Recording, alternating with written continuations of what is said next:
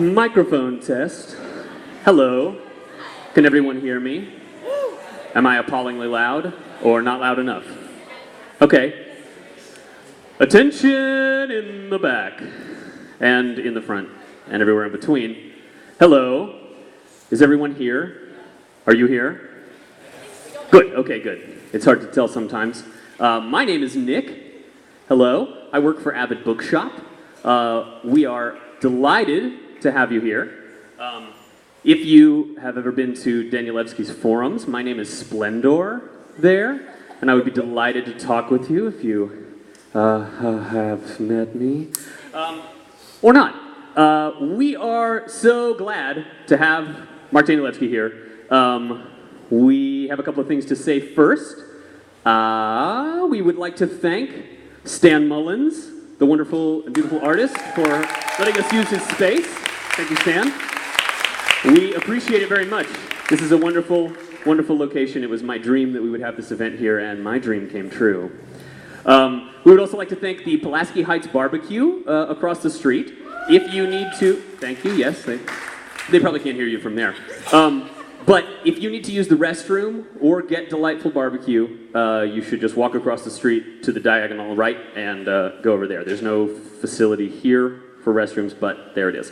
We would also like to mention briefly that Avid Bookshop is an independently owned and local bookshop. We are able to have events like this because we have incredible, awesome customers like you who shop with us and let us live our dreams.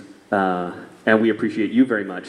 And if you have not bought a copy of any of Mark's books, we have plenty over there. They're all awesome. They are among my favorite books of all time. And we we appreciate. We'll also have them obviously at the bookshop, which you should stop by if you've never been. Great.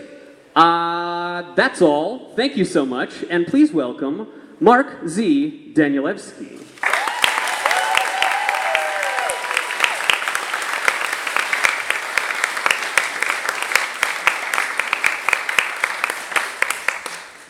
I was warned that when you come to Georgia, you shouldn't underdress. So here I am, overdressed.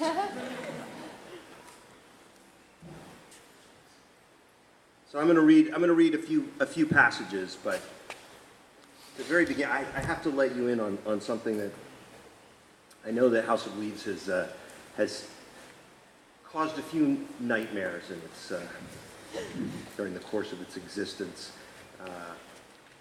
But I have to say, the familiar for me is becoming a very strange experience. I mean, we're in the middle of a drought in Los Angeles, and just as I was finishing this book and shipping volume 2 to my publisher on a tiny little hard drive that held so much of my life, the sky cracked open, and there was this enormous rainstorm, and the streets were like rivers. And here I am thinking about volume 3, and I was sketching some scenes, and some of this was even in volume 2, and I arrive here, and this is the place. It's this barn, and it was so bizarre to see, and I actually had to go around and take a few pictures. So I feel in many ways the familiar has brought me here, so we'll see what comes of that. Does anyone have a copy of House of Leaves nearby that I could? Okay, fine. Great.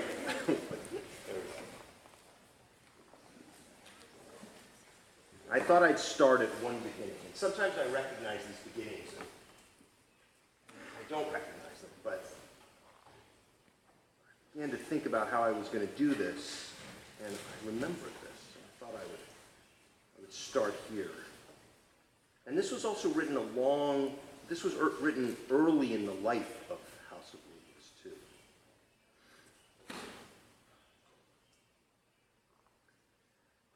The panther paces. Waiting reminds him that clarity is painful, but his pain is unreadable. Obscure, chiaroscuro to their human senses.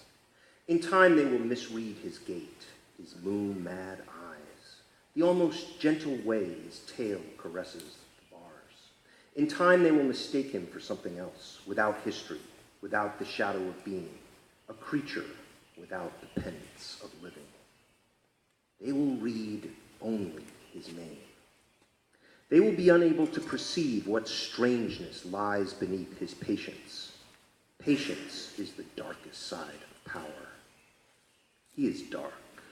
He is black. He is exquisitely powerful. He has made pain his lover and hidden her completely. Now he will never forget. She will give birth to memories they believe he has been broken of. He smells the new rain, tastes its change. His claw skates along the cold floor. Love curled up and died on such a floor. He blinks. Clarity approves. He hears other creatures scream and fade, but silence is his. He knows. In time the gates will open. In time his heart will open. Then the shadows will bleed and the locks will break. Thank you, sir, for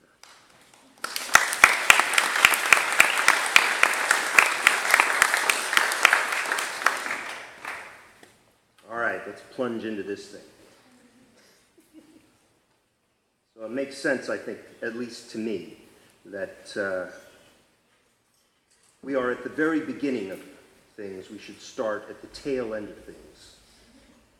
Not 1984, not 2001, but billions and billions and trillions of years into the future, when time itself is about to unravel.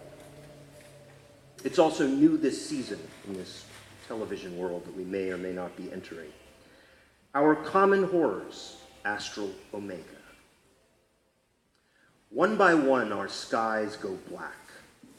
Stars are extinguished, collapsing into distances too great to breach. Soon not even the memory of light will survive. Long ago, our manifold universes discovered futures would only expand. No arms of limit could hold or draw them back. Short of a miracle, they would continue to stretch, untangle, and vanish, abandoned at long last to an unwitnessed dissolution. That dissolution is now. Final winks slipping over the horizon share what needs no sharing. There are no miracles. We might say that just to survive to such an end is a miracle in itself. We would agree. But we are not everyone. Even if you could imagine yourself billions of years hence, you would not begin to comprehend who we became or what we achieved. Yet left as you are, you will no more tremble before us than a butterfly on a windless day trembles before colluding skies, still calculating beyond one of your Pacific horizons. Once we could move skies, we could transform them, we could make them sing.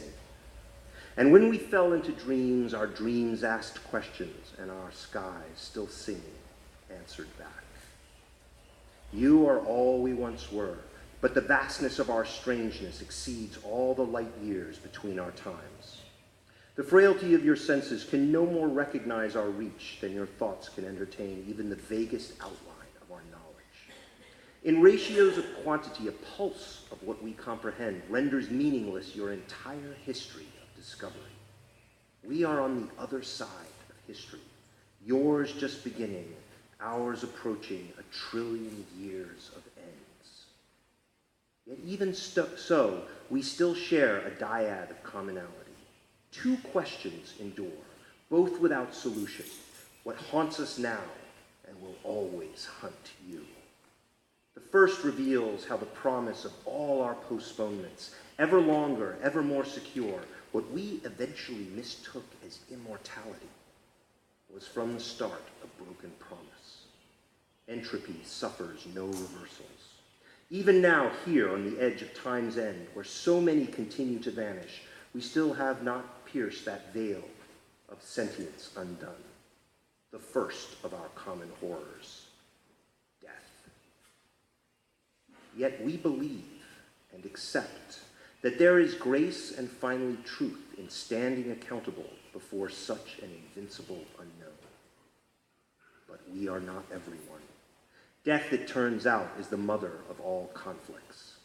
There are some who reject such an outcome. There are some who will still fight for an alternate future, no matter the cost.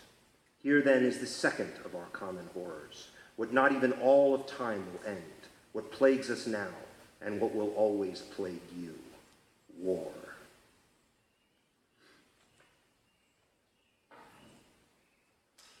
And now we're just going to plop down in the middle. I marked my page with a picture that someone gave me of their cat in Boston. I said, this is Mo, and Mo's going to be with me for this trip here, so thank you, Mo.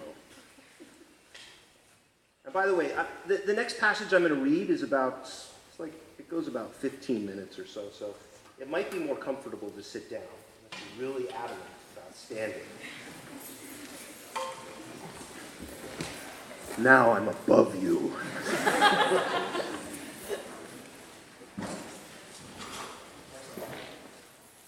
All right. You comfortable? Can everyone hear me? All right.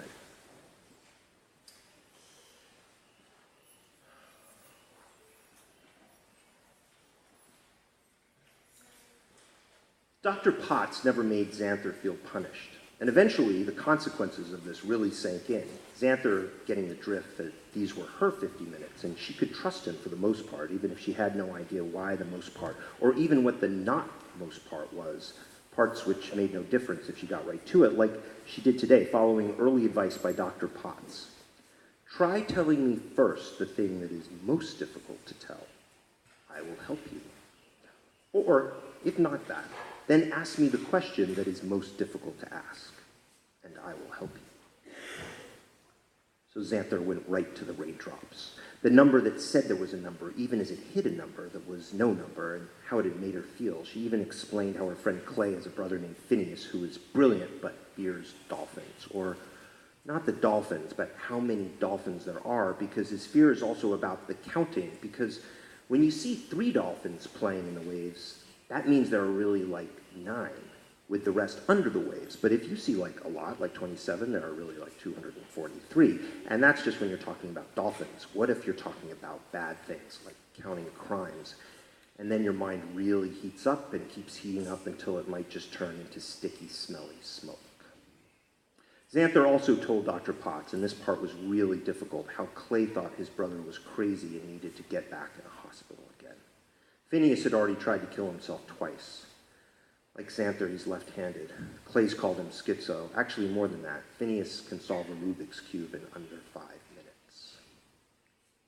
Do you think you're crazy? Xanther can't solve even one side in 50 minutes, white still patched with red, yellow, and green. Do you think you had a seizure on the way over here? I thought I did, or I was about to. Did you tell your dad? No. Along with the question song, seizures is the other thing she and Dr. Potts talk about a lot, even if Xanther would prefer not to. Since December, she's been seizure-free. No pills either, just the new diet, ketogenic. Xanther doesn't mention how she always sees a brass key clutched between her toes, but she does describe her hunger. Thirst, too. I can eat a lot, and I know I'm full, like I can see what was just on my plate, but I still feel so craving and thirsty. I drink water, but like the water doesn't seem to answer the thirst. Does that make sense?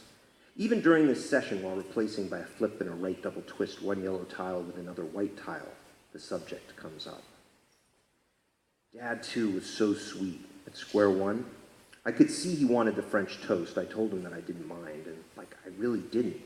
But he still had what I had. Why the frown? I'm getting some big surprise this afternoon. I'm not even excited. Because your parents do so much for you already? Xanther nods.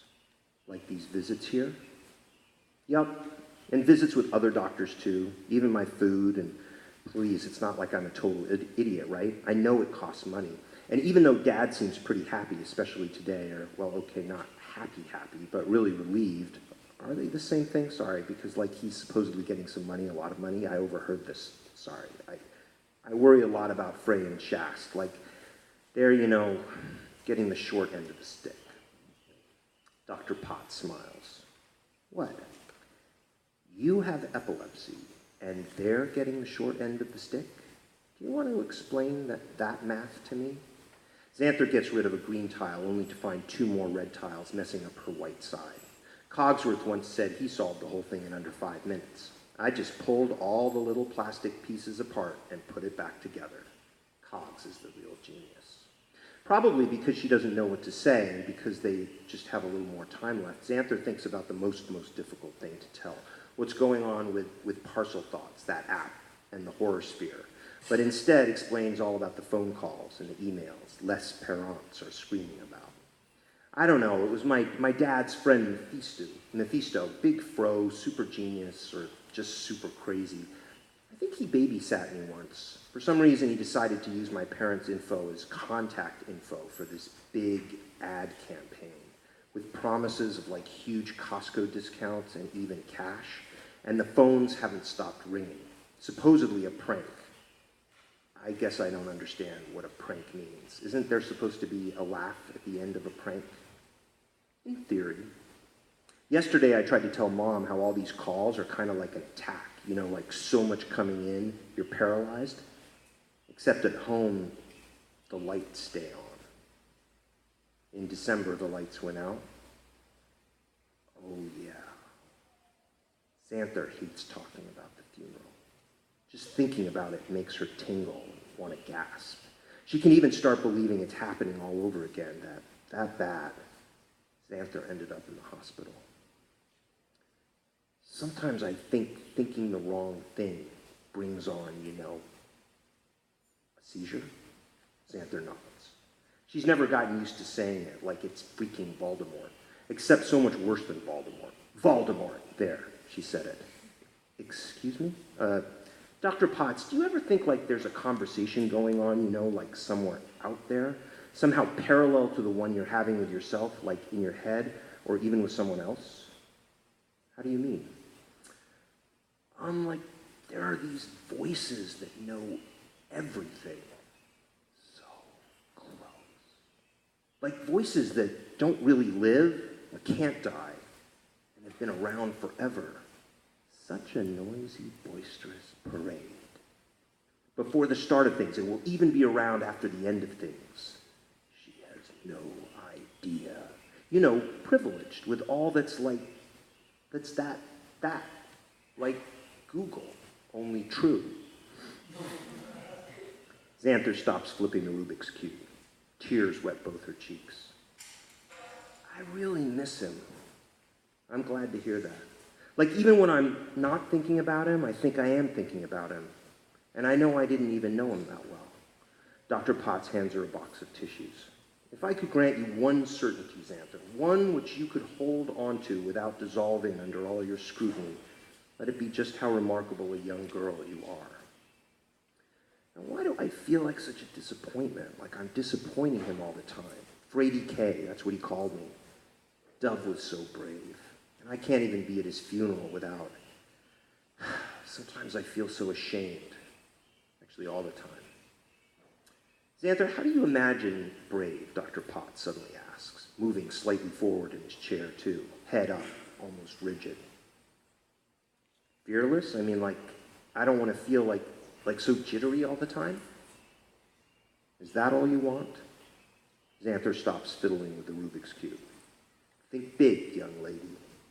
And for a moment, she's all Dove, or wants to be like Dove. Not all over the place and over-inquisitive, but clear and sure and gentle and true. You don't need years and years to hear, or a bed full of books to understand, or all the scars of a lifetime to value. Something so small and light, it practically sits in your palm. What Xanther could share, what would bring comfort, and in times of fear could bring calm. Isn't it not jittery like a good start? Xanther says instead, back to the Rubik's Cube.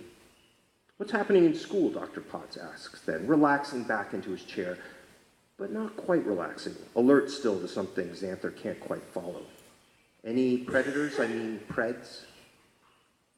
This new direction is a mystery, but Xanther appreciates Dr. Potts' use of her vocabulary. He already knows how many of the family's moves were because of bullying. Sometimes physical, with one particularly bruising encounter, small bones fractured, which les parents still can't believe was nothing, even though Xanther swears it was nothing. Nothing compared to a full-on attack.